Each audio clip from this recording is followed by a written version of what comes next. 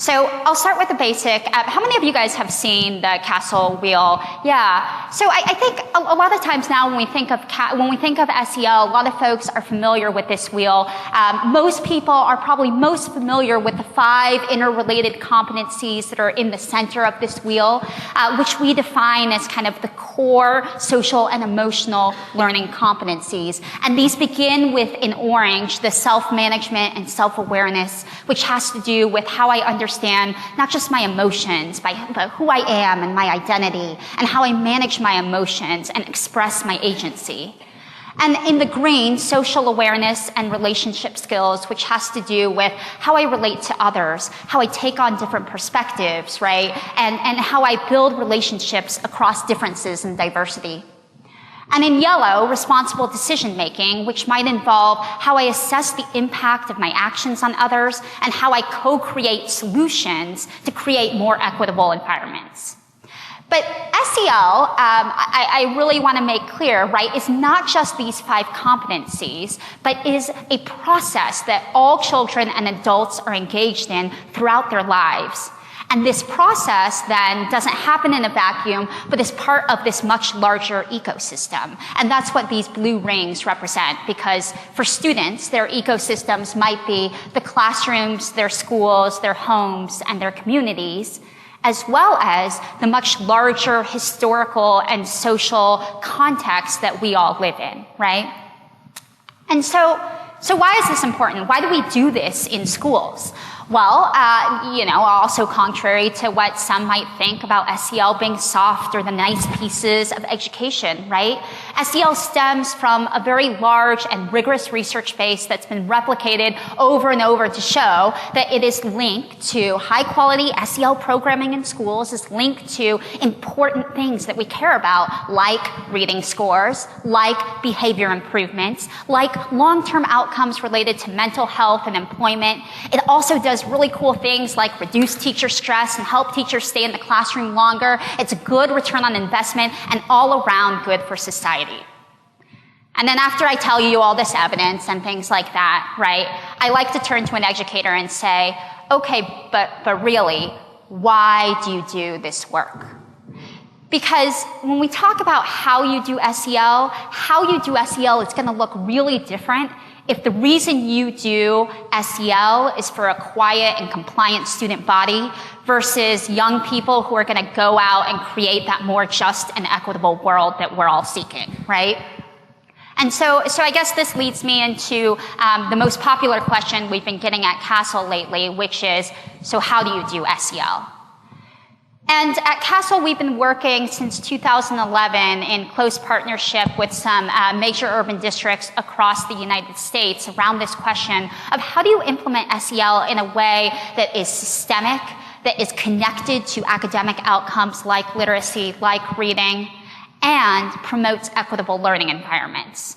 And so we've come up with a theory of action, and I'm going to share this with you in 4 parts here. So first is that SEL is a team sport, right? You cannot do this work alone or in isolation in schools. And part of building foundational support, we've learned, is really building at the very beginning a shared understanding that SEL is critical to all student success in all schools. It is not just for Black and brown kids. It is not just for middle-class kids. It is not an intervention just for kids who have been traumatized or who have been, deemed at risk in some way. But regardless of who you are, child, adult, right, if you're doing SEL systemically, it is fundamental to how we all teach and learn. So that's point 1 on foundational support. Point 2, which I think is critically important in this field, is that as educators, we need to be really, really cognizant about bringing families, community members, students to the table from the very beginning of doing this work and treat them as experts and authentic partners with us in this work, because sometimes they are the ones who've been doing SEL over and over and over, right, in homes and communities and after-school programs, and building those relationships, right, that in the classrooms we've yet to build that connection. Focus area 2, which is probably the biggest learning for CASEL and the field at large in the last 2 decades or so, is that you cannot skip over the adults in this work. And so part of systemic SEL implementation for us now really means that we're thinking about how to engage adults in critical self-reflection of their own social, emotional, and cultural competencies, and how we create schools and districts and communities that support the educators and the adults doing this important work and help them strengthen practices towards equity and academic excellence.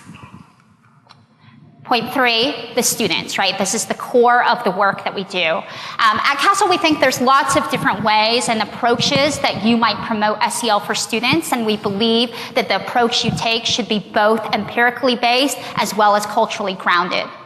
And in the classroom, we might see SEL look in a couple different ways, right? There's explicit social emotional learning instruction, which is dedicated and focused time for a teacher to be able to teach and help students practice SEL, preferably with an evidence-based curriculum. There's also endless ways, I think, to integrate social emotional learning practices into literacy and language arts and all academic learning. And SEL kind of lives and breathes through every one of those relationships that we've been talking about in the classroom, right? So the school and classroom climate is all part of SEL. And when we do all these things in a way that uplifts student voice rather than tell them to be quiet, right, that promotes their agency, that allows them to bring their full selves to the table, we've seen that SEL can be a really critical lever for equity. Last point, this is, as Dr. Noguera said, difficult and complex work. And it takes mindsets and practices and structures that promote this continuous improvement toward all students, right? Looking at every single one of our students as valued members of the community.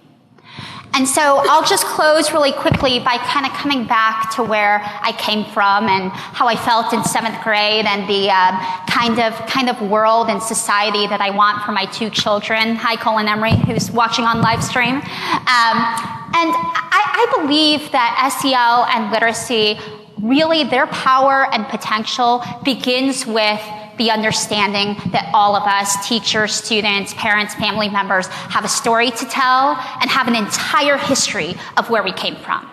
And this is not a silver bullet, right, for interrupting all the deep systemic inequities in our education system today. But it is a way, SEL and literacy really is a way to begin to build cross-cultural relationships, to begin to understand and address the impact of racism, to explore, examine our own identities and biases, and I hope to co-create solutions that close achievement gaps and opportunity gaps and build healthier and more inclusive communities for us. So, thank you for your time.